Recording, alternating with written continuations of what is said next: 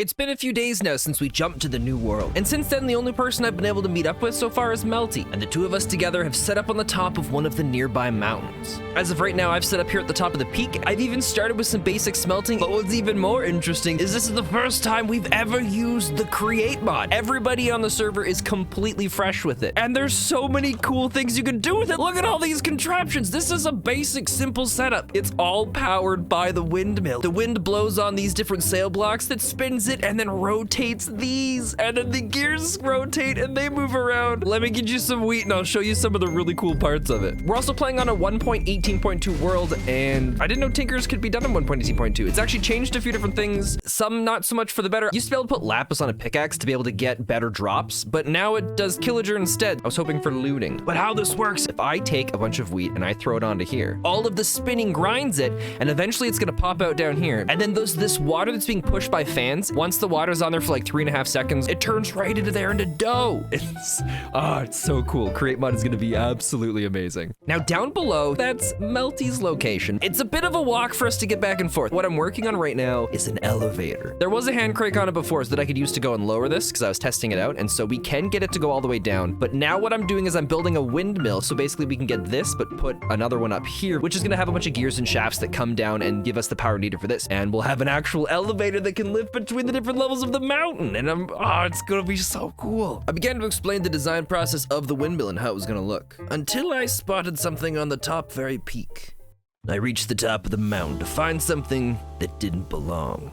An axolotl in a fish tank. A bunch of questions came to mind. Where did it come from? What was it doing here? Was this a gift or a prank? If you put meat and cheese between two waffles, is it still a sandwich? I didn't know the answer to any of these questions, but I wasn't gonna stop until I found out. Could it have been Peaches? There was motive. He did betray me in the last moments just before we jumped, and we'd been head-to-head in a space race for months. What about Sigma? He was all messed up from the DNA splicing, and I did trap him on my space station for the last few months of the server before we jumped. And thinking about it, Casper and Epsy were both killed in the trap I laid for Sigma. Plus, Epsy is Sigma's sister, so there's even more reason there. It could have been almost any one of them. However, there was also that new person I bumped into on my first day here. So if there was one new person, maybe there were others. There just wasn't enough information. Plus, whoever did this was good.